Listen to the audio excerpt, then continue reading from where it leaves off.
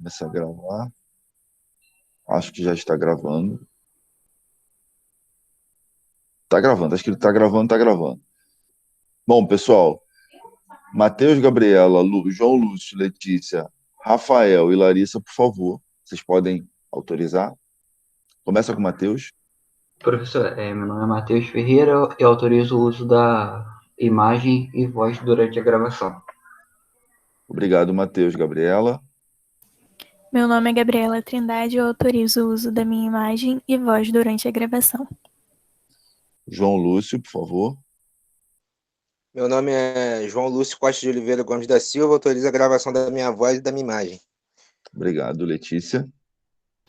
Eu sou Letícia Januário e autorizo o uso da minha imagem e minha voz na aula. Obrigado, Rafael. Meu nome é Rafael da Silva de Baio Figueiredo, eu autorizo o uso da minha imagem e som durante a aula. Obrigado, Larissa. Meu nome é Larissa Trindade e autorizo o som da minha voz e imagem durante a aula. Tá bom, obrigado. Então vamos compartilhar a tela com vocês. Compartilhar. Agora eu vou aqui. Vocês estão vendo minha tela? Sim. Ótimo, maravilha. Então vamos para o que interessa. A aula de hoje a gente vai rever algumas coisas que a gente falou na aula passada. Vai entrar num assunto um pouquinho mais a fundo para chegar no principal foco da disciplina do período, que são as duas ou três aulas que eu vou dar sobre alavancas. É fundamental a gente entender essa aula de hoje, porque daí a gente vai ter um bom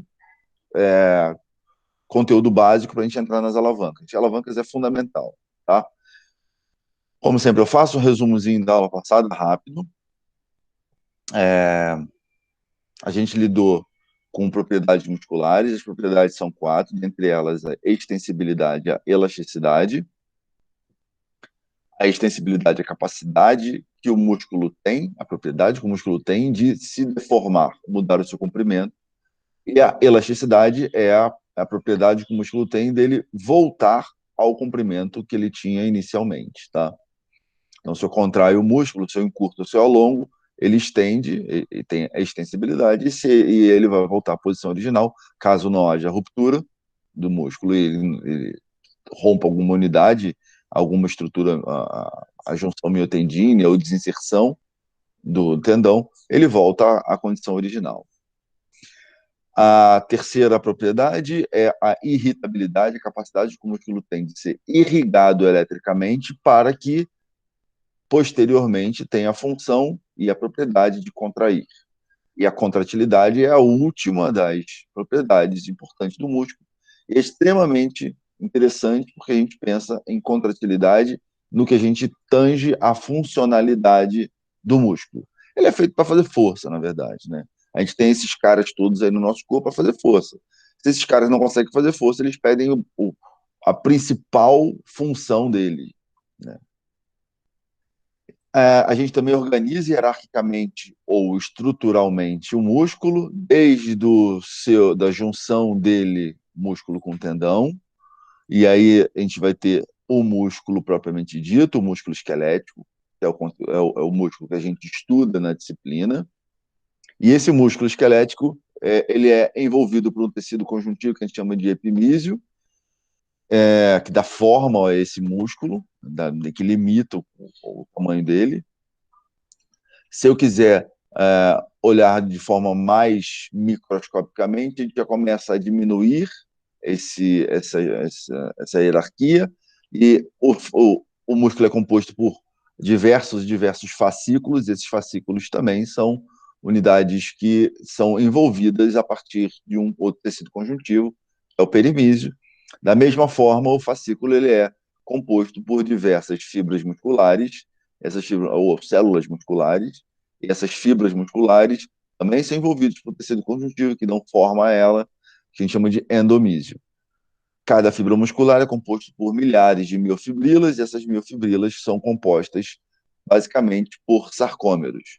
O sarcômero é a unidade funcional do músculo. Se a gente pensa no que está acontecendo no sarcômero, a contração muscular ela começa daqui, a partir daí, esse sarcômero se contraindo todo, ele vai fazer com que essa miofibrila varie o comprimento dela, consequentemente, a fibra muscular, as miofibrilas, as fibras musculares, o perimísio, o fascículo, desculpa, o músculo inteiro, e esse músculo inteiro, aumentando ou diminuindo esse comprimento, vai fazer com que ele movimente os nossos braços, os nossos segmentos, de uma forma geral, porque essa força que vai ser exercida aqui vai culminar no tendão, e esse tendão puxa o osso.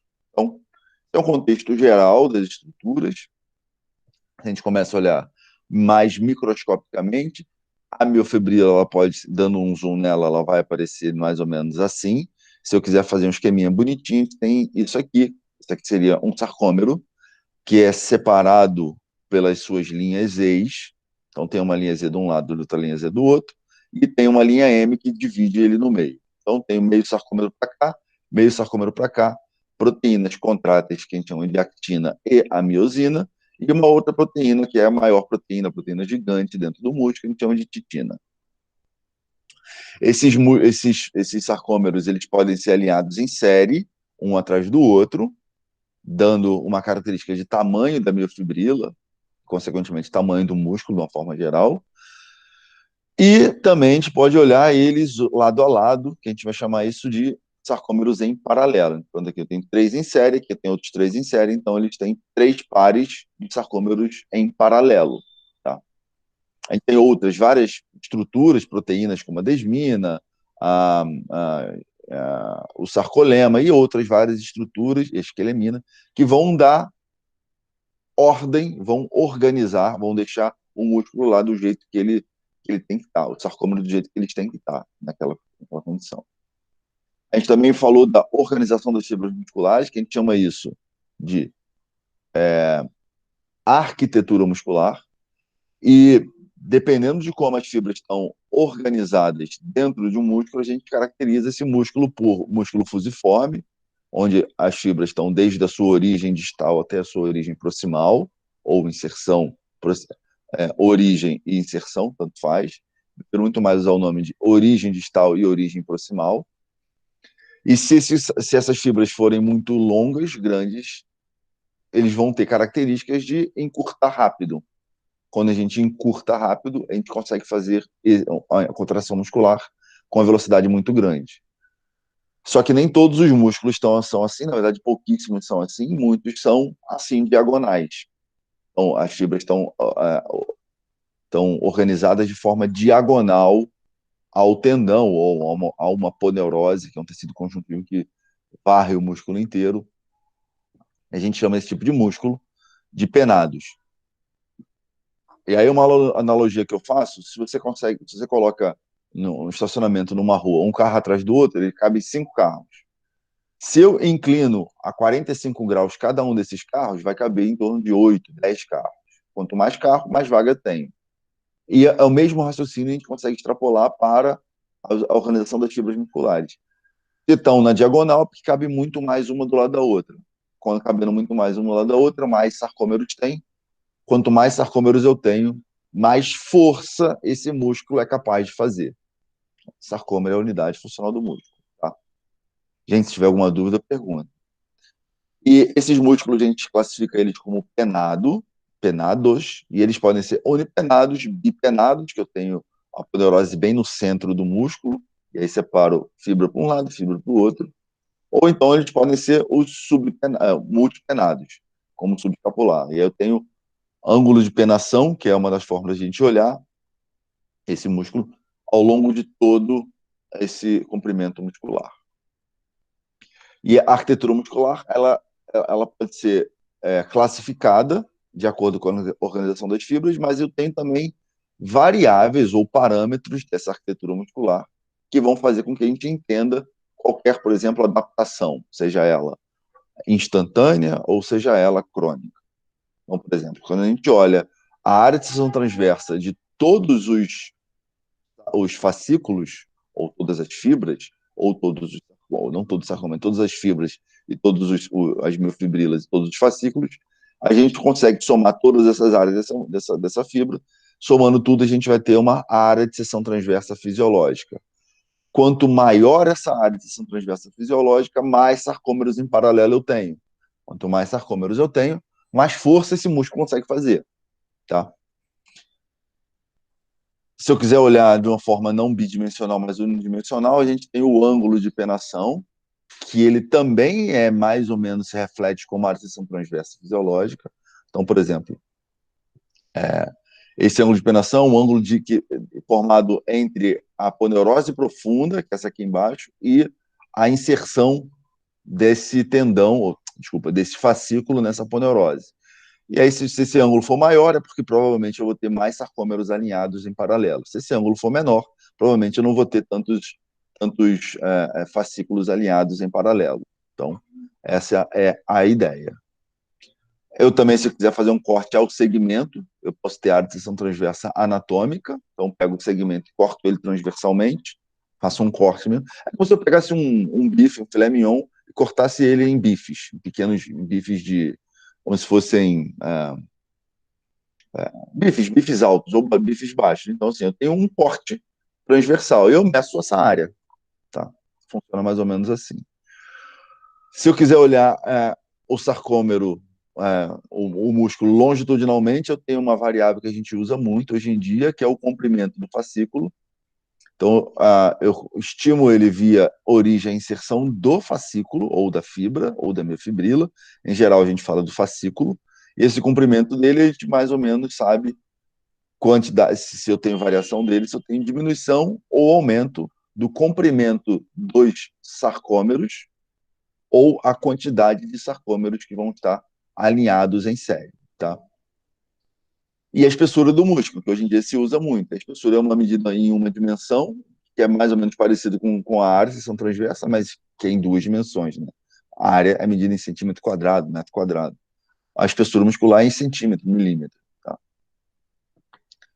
Então, a gente continuou falando sobre contração muscular. A contração muscular ela é baseada na teoria dos pontes cruzadas, lá de Huxley, de 60 e pouco, onde eu tenho acoplamento entre as proteínas contráteis ativas, actina e miosina. Dependendo da distância entre elas, dessas fibras, dessas proteínas, e, consequentemente, dependendo do tamanho desse sarcômero, eu consigo ter maior ou menor acoplamento entre as proteínas. E essas proteínas, consequentemente, consigo fazer mais força ou menos força. A gente também lida com um tipo de contração. Essa contração muscular ela é classificada quanto a capacidade de produzir movimento, e essa contração muscular ela pode ser sem movimento, que é a contração isométrica, sem movimento aparente, então eu tenho a articulação lá tá paradinha, mas o meu músculo está funcionando para eu poder manter esse peso nessa condição. A secretária lá da escola, da direção da escola, está me ligando. Não sei se é uma boa, não, mas vamos lá, depois eu atendo. E a outra tipo de contração muscular a gente chama de dinâmica. A contração dinâmica, ela tem duas vertentes, uma positiva e uma negativa. A negativa é a contração excêntrica, via velocidade, né? Onde eu tenho contração muscular, ou seja, o alongamento da fibra muscular sob tensão. Então, o comprimento das fibras musculares, eles aumentam durante a contração excêntrica. Não é um alongamento passivo, gente. É um alongamento onde eu estou fazendo força, tá? E também tenho a contração concêntrica, dinâmica concêntrica, é onde eu tenho a redução no comprimento muscular, ou seja, a fase positiva dessa contração muscular. E aqui está um exemplo disso, onde a gente já tem o movimento seria de flexão e o movimento de extensão. Como eu estou fazendo força, a gente vai falar de fase concêntrica da flexão e a fase excêntrica da flexão, a descida do peso. Tá? A gente também falou das funções musculares. As funções musculares elas se baseiam na função, ou seja, propriamente dita, do que o músculo está fazendo. E esse músculo ele pode ser tanto agonista ou motor primário, que ele realiza o movimento, é quem está fazendo força para que aquela articulação se movimente. Então, é o músculo alvo, é o músculo motor primário ou agonista. Ou então ele pode ser antagonista a aquela articulação. Então, por exemplo, aqui eu tenho movimentando a articulação do ombro, cotovelo e punho. Quais são os músculos que estão fazendo essa movimentação de movimento e punho? São os agonistas. Quem está impedindo essa movimentação são os músculos antagonistas. Tá? São os músculos que estão do lado oposto da articulação. Os músculos sinergistas podem ser separados entre assistentes, que eles vão ajudar os motores primários. Tá? Os estabilizadores, que eles estabilizam as articulações envolvidas. Então, eu tenho articulações que, então, movimentos que a articulação poderia fazer, esses músculos estão agindo ali para impedir que sejam feitos. E eu tenho músculos neutralizadores que impedem movimentos indesejáveis.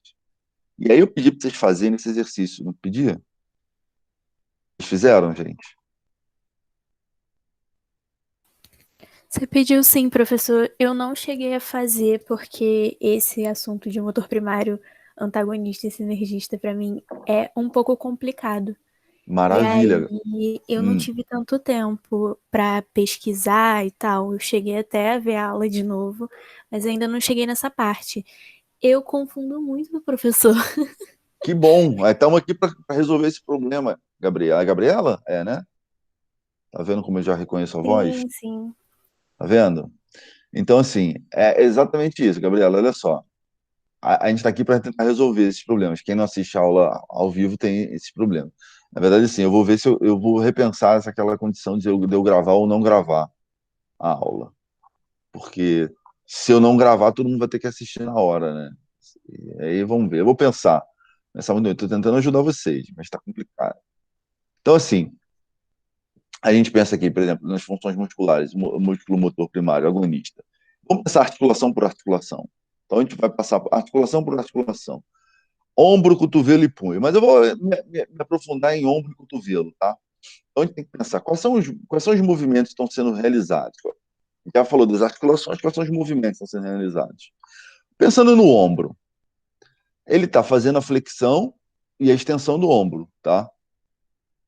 Estou fazendo a flexão e extensão do ombro, eu tenho que pensar, bom, esse seria um movimento passivo. Quando eu estou pensando em contração muscular, eu estou na subida, onde eu estou fazendo a flexão do ombro, é a fase concêntrica, e na volta, quando ele está descendo, seria a fase excêntrica da flexão do ombro. E eu estou assumindo flexão porque eu estou assumindo que o braço dele está grudado no corpo, tá? Não sei efetivamente, mas eu estou assumindo que sim. Ele está com o braço grudado no corpo, está fazendo flexão do ombro. Tá? Quais são os músculos que flexionam o ombro? Eu tenho peitorais, eu tenho os flexores do ombro, de uma forma geral. Então, esses são os músculos agonistas. Agonistas e assistentes, tá? Eles como eu estou falando no grupamento muscular, não falando especificamente de nome de músculo, eles são os músculos agonistas e os assistentes. Quem são os músculos antagonistas? São os músculos que, teoricamente, impedem o movimento. Se eles estiverem contraídos, eu não consigo flexionar o ombro, né? Então, seriam os músculos que estão na parte posterior do ombro. Então, eu tenho aqui o deltóide posterior, por exemplo, e o grande dorsal. Mas não vou falar nome de músculo. Se está na parte posterior, são os músculos que estendem o ombro. Então, músculos agonistas, os flexores do ombro, antagonistas, os extensores do ombro. Então, a gente já matou boa parte dos nossos problemas aí. Os sinergistas seriam os músculos estabilizadores e os neutralizadores. Já que eu falei que os assistentes, eu estou incluindo aqui nos agonistas. Tá bom? Que são os flexores do ombro. Os estabilizadores e neutralizadores, quem vai estabilizar a articulação do ombro, por exemplo, para não fazer uma abdução de ombro? São os adutores de ombro. Assim como os abdutores de ombros estabilizam a articulação. E os neutralizadores seriam, para poder fazer esse movimento todo aqui, é que o corpo está todo rígido, todo contraído, e se a musculatura do abdômen não tiver contraída, eu tenho tendência do meu corpo, do umbigo, descer, da minha cintura pélvica, do meu quadril descer, do meu joelho flexionar, e aí eu sei, quem estende o joelho, quem mantém o joelho estendido, são os extensores do joelho. Então eu já começo a ter uma ideia exatamente de quem está fazendo esse negócio. Quando eu passo para o cotovelo, qual o movimento que ele está fazendo? Flexão e extensão, o tipo de articulação é dobradiça do cotovelo. E a gente vai pensar em a articulação do cotovelo fazendo a extensão. Quando ela está sendo estendida, seria na fase concêntrica. E na fase excêntrica seria a volta do movimento, do movimento de flexão do cotovelo.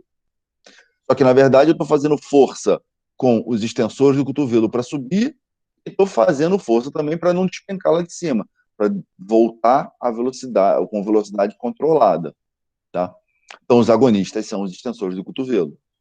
Os antagonistas, obviamente, são os músculos do lado oposto da articulação. Seriam, na verdade, os flexores do cotovelo. Então, os flexores do cotovelo, nesse movimento aqui, ele é antagonista. E os sinergistas, da mesma forma, eu vou observar quais são os sinergistas aqui, quem são os assistentes, quem são os estabilizadores, os neutralizadores. E aí a gente vai brincar em torno de qualquer movimento, conseguindo enxergar quais são os músculos que estão fazendo aquele movimento. Tá? E aí, quem quiser depois, manda para mim que a gente vai corrigindo isso. Então vamos para o conteúdo de hoje, cargas mecânicas. E eu esqueci de falar na aula passada e não queria botar nessa parte introdutória da primeira parte da aula de hoje, é uma questão que a gente olha muito, que eu cheguei a falar para vocês que em termos de contração muscular, e eu cheguei a passar agora, dependendo do tamanho do sarcômero, ou seja, dependendo de como estão afastados ou aproximados essas linhas Z dos sarcômeros, eu consigo fazer mais ou não consigo fazer tanta força. Por quê? Se, por exemplo, eu estou olhando aqui, olhando um sarcômero, isso aqui é um sarcômero, tá? Aqui seriam as linhas Z, tá? A actina e a miosina estão incluídas aqui no meio, então as proteínas, proteínas contratentes grossas e finas estão aqui apoiadas no meio, finas e grossas, actina e miosina. E se o sarcômero está muito encurtado, eu não consigo ter uma interação entre actina e miosina. Não sei se vocês lembram da aula de fisiologia, se vocês tiveram isso, ou da anatomia, não lembro em qual disciplina se falava isso anteriormente, mas a contração muscular ela é vista desde biologia molecular, bioquímica, até a parte mecânica, que é a nossa parte. Então, por exemplo, se a actina e a miosina estão sobrepostas, eu não tenho interação entre elas para fazer a contração muscular. Quando eu não faço interação entre essas proteínas contráteis, a gente vai dizer que esse comprimento aqui não permite que eu faça força. Comprimento do sarcômero. E a gente chama isso de uma relação entre o comprimento do sarcômero e a tensão que esse sarcômero consegue produzir. Tensão, gente, é igual a força. O quanto de força, a palavra tensão é igual à palavra força. São sinônimos para a física. Qual é a força, qual é a tensão que esse sarcômero consegue produzir? É dependente do comprimento desse sarcômero. Se ele está muito sobreposto, eu não consigo fazer. Aqui eu estou aumentando o comprimento do sarcômero, aqui eu estou aumentando a capacidade, ou medindo o quanto eu estou conseguindo fazer de tensão ou de força. Repara, aqui eu estou com a bolinha vermelha aqui embaixo, porque eu não consigo fazer força. A partir do momento que eu começo a distanciar essas linhas ex, eu começo a aumentar esse comprimento aqui, eu vou chegar nessa condição. Desculpa. Eu vou chegar nessa condição.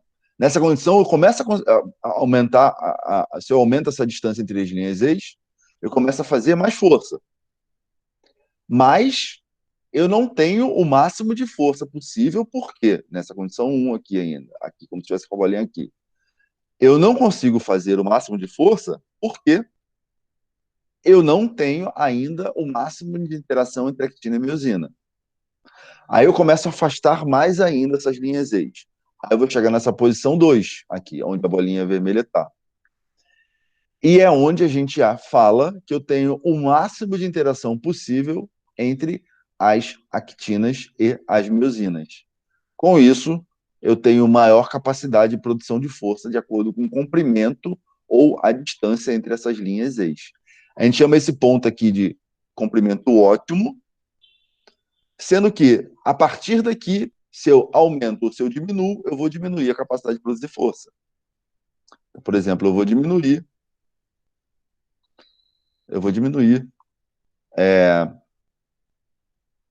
essa capacidade de produzir força porque eu tenho essa distância entre actina e miosina são muito grandes. Essa distância que são muito grandes, elas estão muito distantes, eu não consigo ter interação entre essas proteínas de contrato. Tá certo? E a ideia é, chega a um certo ponto que eu aumentei tanto essa distância entre sarcômeros que o músculo rompe. Para que ele não rompa, a gente tem a proteína passiva, chamada titina, e eu não sei se vocês lembram que eu falei lá no início da aula, é uma proteína gigante, passiva, que ela está toda enrolada, toda frouxa, dentro do sarcômero, aqui entre as linhas ex e a miosina. E quando esse sarcômero está muito estendido, essa proteína elástica, essa proteína passiva, ela começa a ser tensionada. Ela sendo tensionada, aumenta-se a capacidade de produzir força, tensão, nesse sarcômero por causa dessa proteína. Então, até que ela está frouxa. A partir daqui, desse comprimento aqui, ela começa a aumentar a tensão. E aí ela vai agir passivamente, porque ela não tem interação entre actina e miosina. Ela não está ali, ela não está juntando com isso. Mas ela passivamente ela é ativa. Consequentemente, eu junto essa curva aqui, que é entre actina e miosina, que a gente chama de curva ativa, e o que acontece com ela com a curva, a titina, a passiva, a proteína passiva, a gente vai ter essa curva total aqui, que no final eu consigo fazer muito mais força justamente por causa da titina. Só que vai chegar um ponto que a titina não vai resistir e vai se romper aquela estrutura, tá bom? Então a gente tem proteína ativa, proteínas ativas, proteínas passivas que vão ajustar. Bom, isso acontece dentro do sarcômero. E isso também é refletido em todo o músculo. Lembra que eu falei? O músculo, o fascículo, o sarcômero é a unidade funcional do músculo. Tudo que acontece ali vai se refletir, não da mesma forma, mas vai se refletir ao longo de todo o músculo. Tá? E aí a gente entra no conteúdo da aula de hoje, especificamente, que é para falar sobre forças. As forças, elas são definidas como grandezas vetoriais que, portanto, precisam ser definidas de acordo com a sua magnitude, direção e sentido. Magnitude, vetor, é o tamanho do vetor. Direção, se está indo para um lado, se é para um lado, horizontal, vertical, por aí vai, na diagonal. E sentido, de onde começa e para onde vai. Então, eu tenho essas três condições para entender mecanicamente para onde que eu estou fazendo força. Para onde essa força está sendo gerada, em qual magnitude, direção e sentido. Tá? E aí a gente vai falar disso. E um conceito que é muito importante da gente entender que é centro de massa. O centro de massa é um ponto dentro de um corpo que eu vou representar para onde essas forças estão agindo a partir desse centro de massa.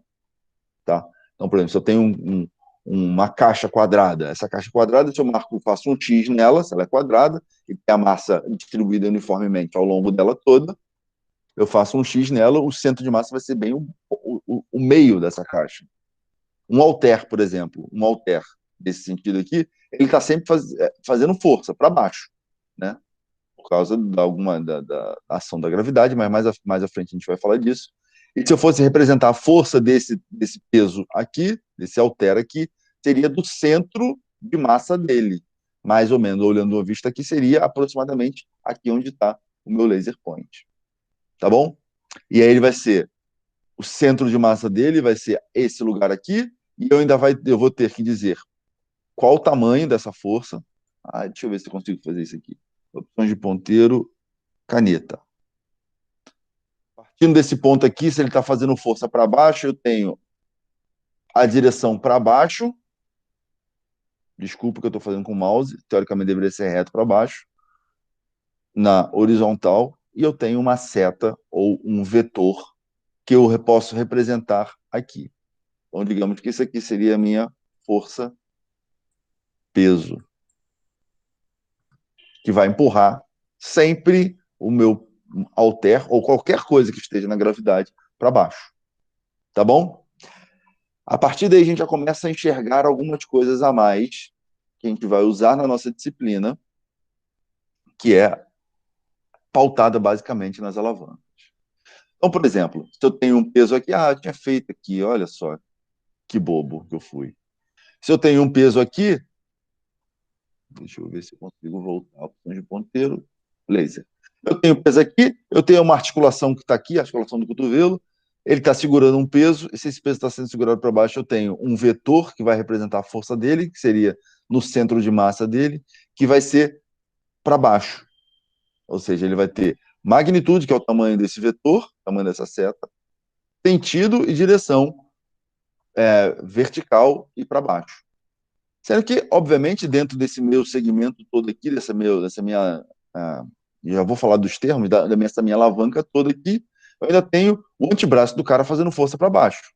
Se eu não tivesse peso, também teria o antebraço dele fazendo força para baixo. E antebraço, entendam, antebraço, mão e dedos. As partes distais do membro superiores.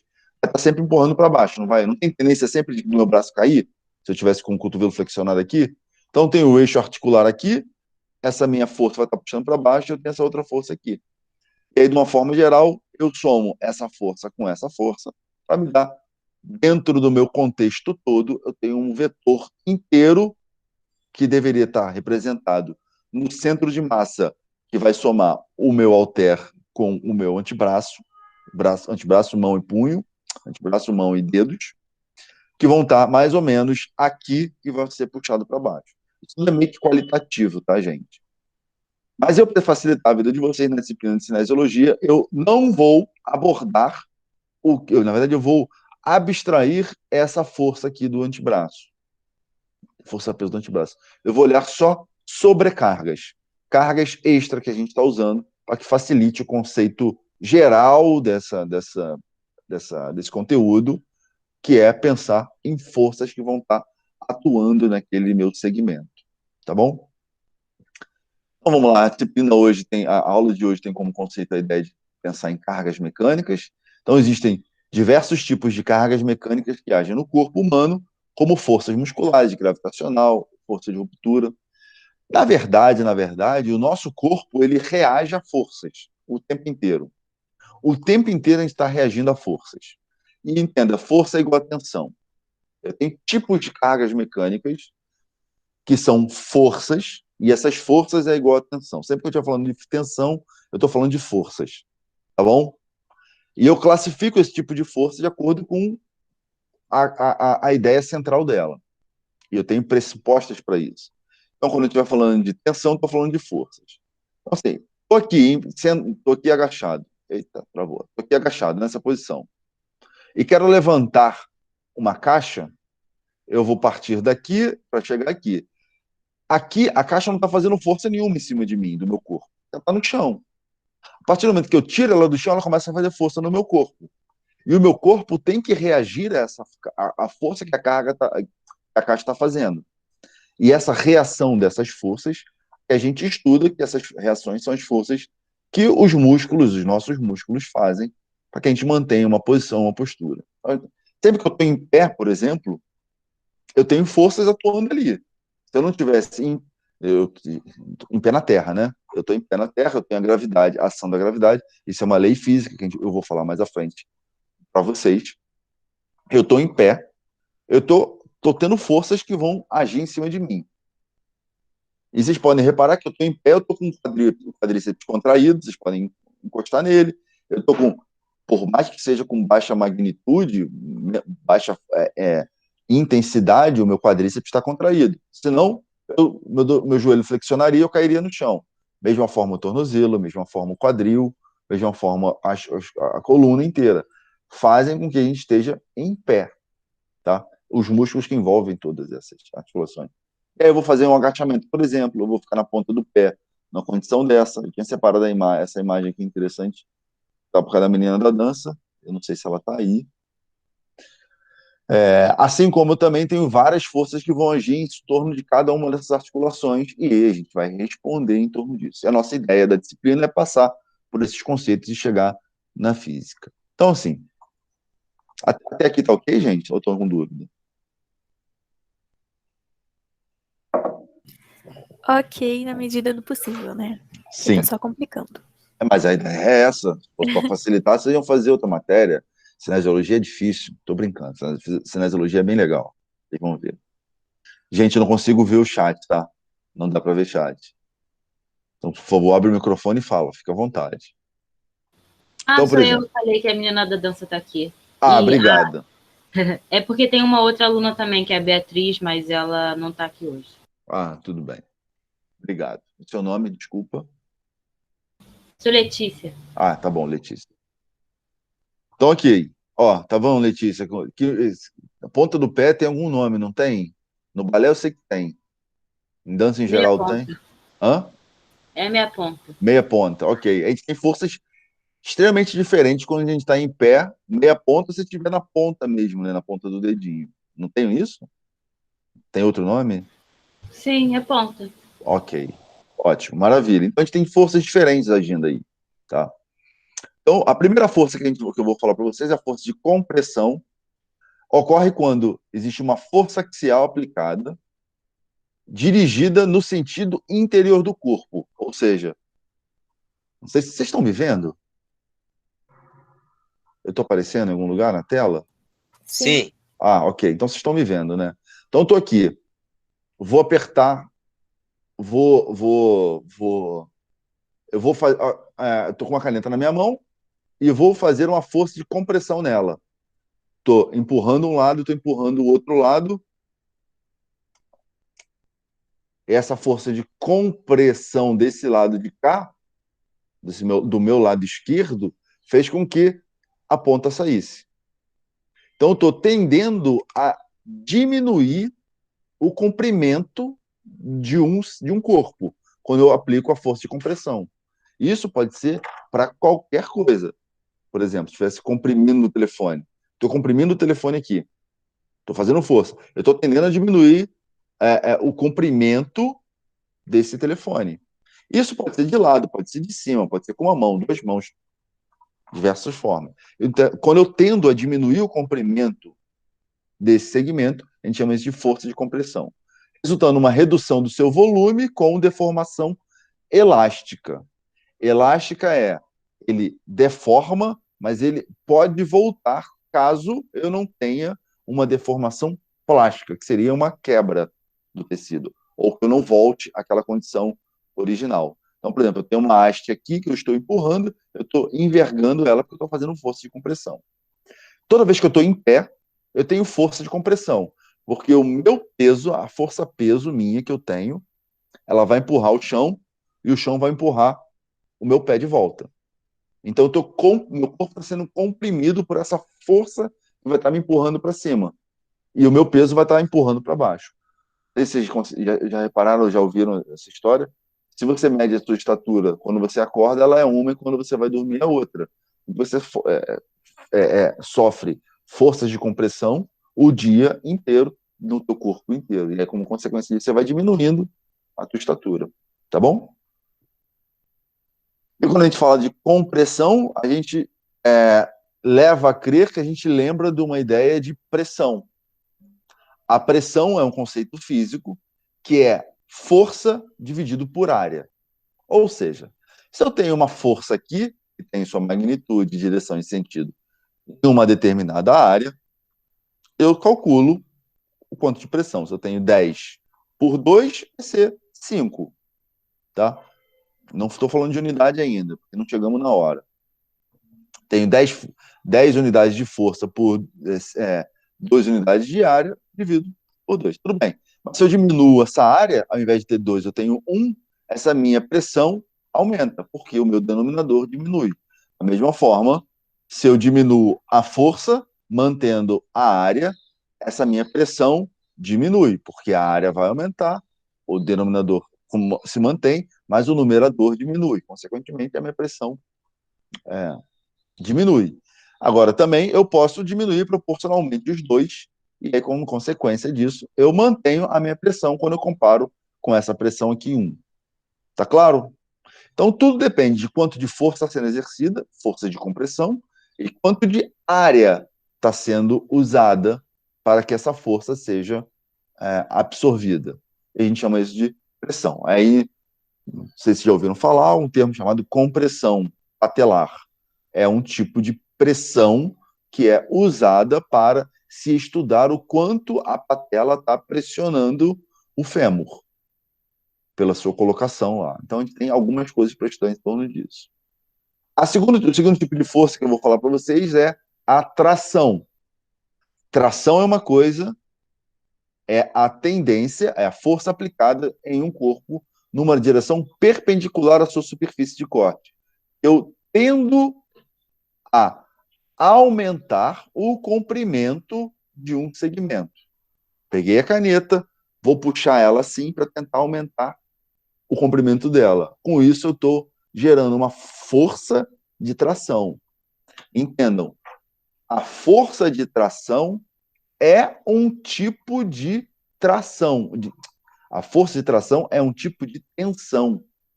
Tensão é igual a força. A tração faz com que a peça se alongue no sentido da força e fique mais fina, com menor seção transversa. Posteriormente, seu volume deve se manter constante. Então, por exemplo, quando eu estou fazendo exercício abdominal, já jogando para a prática, eu vou ter forças de compressão e vou ter forças de tração. Essas forças de compressão, essas forças de tração, dependem do movimento que vai estar sendo realizado. Por exemplo, durante um abdominal, um exercício como esse aqui embaixo, toda vez que eu subo, eu estou fazendo a fase concêntrica dos flexores do tronco, do reto abdominal e por aí vai. Consequentemente, eu estou fazendo isso, aqui eu tenho duas vértebras. Durante a fase concêntrica, eu estou comprimindo os discos intervertebrais, ou seja, o material que separa uma vértebra superior da vértebra inferior. Então, estou comprimindo essa parte anterior e, consequentemente, eu estou tracionando essa parte posterior. Tá? Então, durante um exercício abdominal qualquer, eu tenho forças de compressão da parte anterior e tenho forças de tração da parte posterior. Isso a gente consegue ver muito bem quando a gente está falando desse tipo de forças num exercício como esse, tá? O outro e o último tipo de força que eu vou falar para vocês, existem mais, mas eu só vou falar desses três, que vale mais a pena, seria a força de cisalhamento. Ela atua paralela a uma superfície e tende a causar deslocamento de parte do objeto em relação a outra parte. Então, por exemplo, toda vez que eu tenho um corpo num plano inclinado, eu tenho tendência desse corpo deslizar para baixo. A força que esse corpo está agindo no solo vai ser uma força de cisalhamento. Eu tenho tendência a ter isso. Ou força de atrito, a gente pode chamar assim. E aí, quando eu tenho a tendência de uma vértebra, a vértebra de cima, de deslocar para frente, e a vértebra de trás de deslocar para trás, eu tenho força de cisalhamento que vai estar sendo gerada no disco intervertebral. Tá bom? E aí, dando o exemplo do tipo de abdominal, se eu faço esse abdominal girando o tronco para um lado e para o outro, eu vou ter, ao mesmo tempo que eu tenho força, aqui tá errado, não é tensão não, é tração, tá, gente? Desculpa o erro. No livro tá errado e eu copiei do livro e joguei para cá. Aqui seria tração. Então eu tenho força, toda vez que eu estou flexionando o tronco, eu estou fazendo força de compressão na parte anterior, força de tração na parte posterior, mas se eu estiver girando o tronco para um lado e para o outro, eu vou ter tendência das minhas vértebras girar para um lado e para o outro. Com isso, eu vou ter força de cisalhamento. Se esse disco intervertebral aqui estiver comprometido, a sua estrutura, eu tenho tendência enorme de ter ruptura deles, e aí eu posso ter uma lesão. E muitos de vocês já ouviram falar sobre hérnia discal. Ouviram ou não? Não. Nunca ouviu falar sobre Já, hérnia? sim. Eu já ouvi Hérnia? falar, Hérnia sim, mas não mas ouvi hérnia falar. discal não. Hérnia discal é uma hérnia no disco intervertebral. Tá? A hérnia mais comum que a gente consegue observar no corpo. Muitas das... Existe um pesquisador americano, acho que fugiu o nome dele agora, eu vou lembrar. Ele só estuda dor lombar. Ele fala que 80% das pessoas, na verdade, todas, 100% das pessoas, ou já tiveram, ou têm, ou vão ter dor na coluna lombar. Isso é um absurdo, né? Mas é verdade. Que alguém já tem, alguém tem. Por exemplo, para pensar agora, como é que você está sentado? Você está sentado? Como é que você está sentado? Provavelmente está sentado com o tronco bem flexionado, a coluna abaulada. Consequentemente, você está tendo posições onde você vai ter forças de compressão indesejáveis na coluna. Aí você pega e vai girar o seu tronco para pegar alguma coisa do lado. Além das forças compressivas e forças de tração, você vai ter forças de cisalhamento nessa tua coluna.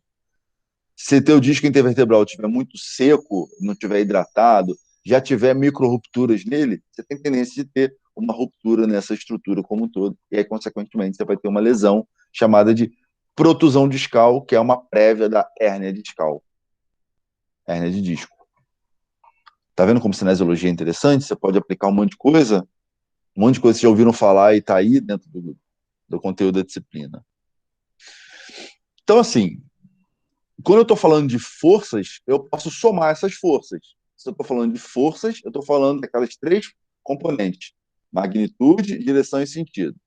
Por exemplo, aqui eu tenho uma caixa, demorei pra caramba para fazer esse slide. Eu tenho uma caixa vermelha que está em cima de um piso.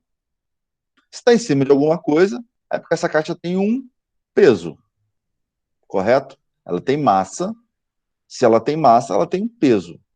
O peso vai sempre puxar essa caixa para baixo, correto? A não ser que ela esteja sem gravidade. No nosso caso, ela tem um peso que vai puxar ela para baixo. Tá bom. Então, tenho uma força que vai do centro de massa dela, centro de gravidade dela, centro de massa, que vai puxar essa caixa para baixo o tempo inteiro. Então, eu vou ter um vetor de força com magnitude, direção e sentido. Ele está desse tamanho aqui, qualitativamente estou representando. Ele tem direção e sentido que vai ser para baixo. Direção vertical e para baixo. Sentido para baixo. Tá bom? Tá. Aí eu chego e boto, a partir da segunda lei de Newton, força, o resultante das forças, que é o somatório delas, é igual a massa vezes aceleração. Massa, a unidade em quilo, e aceleração, metro quadrado, é o mais comum de ser quilômetro por hora quadrado. É muito comum de a gente observar. Então, se eu tenho o valor da massa e eu tenho o valor da aceleração, calculo quanto de força está tendo. No caso dessa força, a força-peso, se ela tem uma massa de 5 quilos com a gravidade que a gente tem, que é de 10 metros por segundo ao quadrado, 9,8, a gente calcula o quanto de peso ela tem. 10 vezes 10, então tem um peso aqui, 10. Tem massa de 10 quilos, essa força-peso que vai estar puxando essa caixa para baixo vale 100 newtons. Lei de Newton. A gente tem 3 leis básicas. Essa é a segunda lei, que para mim é a mais importante da disciplina. F é igual a MA, ou P é igual a mg, que é a força-peso, tá? E G, que é a aceleração da gravidade. Tá. Aí eu pego e boto um cara do lado empurrando essa caixa. Ele está empurrando a caixa, então se ele está empurrando a caixa, ele está fazendo uma força para o lado. E eu vou chamar esse cara aqui, essa força, de força horizontal. Então, eu tenho, da mesma forma, a magnitude, que é o quanto esse cara está empurrando a caixa, a força, o tamanho dessa força, sendo que eu tenho a direção, que é horizontal, e tenho o sentido da direita para a esquerda. Tá bom? Tá, o problema é, infelizmente, ou felizmente, no nosso convívio geral, na nossa vida, Nem todas as forças, elas são uma atrás da outra. Lembra lá estão no mesmo sentido e direção.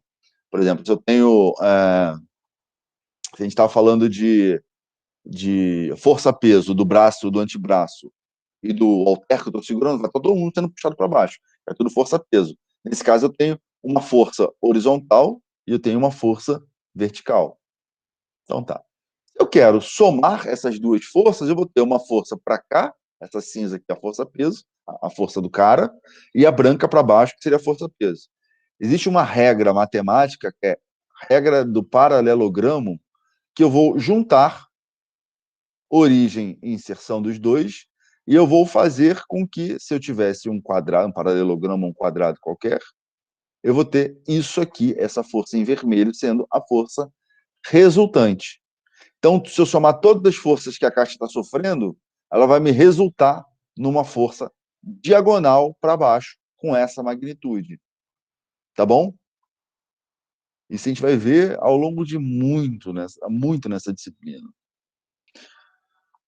E sendo que é o seguinte, toda vez que que eu tenho uma força, a terceira lei de Newton, força, é a lei da ação e da reação, toda vez que eu estou fazendo uma força em qualquer segmento, eu tenho a força de mesma magnitude, mesma direção e sentido oposto sendo realizado da caixa no resto. Então, essa aqui seria a força resultante que a caixa está fazendo no resto do segmento, do meu sistema inteiro. A gente vai ver isso algumas vezes ao longo desse período. Então, por exemplo, se eu tenho aqui, falando da compressão patelar, eu vou ter aqui uma força do meu quadríceps puxando a minha patela para cima, sendo que essa minha patela ela é embebida por um tendão que vai ser inserido na tuberosidade da tíbia. Toda vez que eu estou fazendo força com o quadríceps, eu tenho uma força que vai puxar minha patela para cima e uma força também que vai puxar a patela para baixo. Caso eu comece a flexionar o joelho, essas forças vão ter sentidos diferentes, direções em sentido diferente, direções em sentido diferente. Consequentemente, quanto mais eu flexiono o meu joelho, mais força eu vou ter para cá de força muscular e mais força eu vou ter para cá da força do tendão. Somando essa força que está para cima com essa força que está para baixo, pela regra do paralelogramo, eu vou ter uma força que vai puxar, o somatório é uma força resultante que vai puxar essa minha patela para o meu fêmur. E a força que vai puxar essa patela para o fêmur, dependendo da área de contato, eu vou ter maior ou menor compressão patelar. Tá bom? Lembra? Pressão é a razão entre a força pela área de contato. Se eu tiver uma área de contato muito pequena aqui, uma força muito grande, a pressão patelar, a compressão patelar vai ser enorme. Tá bom? E eu vou pedir para vocês fazerem um exercício. Deixa eu ver. Vou pedir para vocês fazerem um exercício para casa, que a gente vai dar um outro passo adiante dessas questões todas que a gente vem conversando ao longo dessas aulas, que é uma descrição cinesiológica. O que é isso? Movimento, descreva movimento para articulação, no caso aqui eu só estou olhando para a articulação do cotovelo, tá? Só estou olhando para o cotovelo para facilitar a nossa vida. Qual é o plano e eixo do movimento? Qual é o movimento que está tendendo a ser feito? Qual é o tipo de articulação do cotovelo? Quais são as funções musculares? Então, a gente vai falar agonista, antagonista, estabilizador para essa condição toda aqui. A gente fala do cotovelo, mas fala do ombro também, tá bom? E quais são as forças atuantes? E quando eu estou falando de força atuante, gente, desenha aqui para onde está sendo realizado força.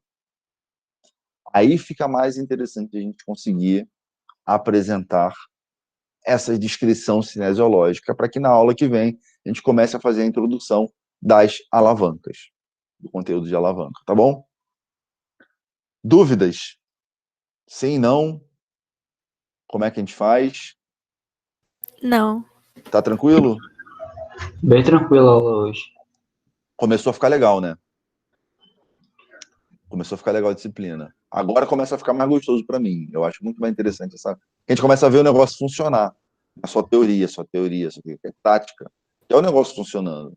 Quero ver o que está acontecendo ali, né? E a gente vai começar a olhar isso para fazer com que a gente responda na próxima aula. Então, próxima aula a gente entra em alavancas. Eu espero que tenha um quórum maior, sinceramente, e eu vou repensar essa história toda. Eu vou parar de gravar. Eu vou descartar as alterações. Eu vou parar de compartilhar a tela com vocês. Pronto, parei. Agora eu vou ver como é que eu faço para interromper a gravação. Google Drive, tá bom.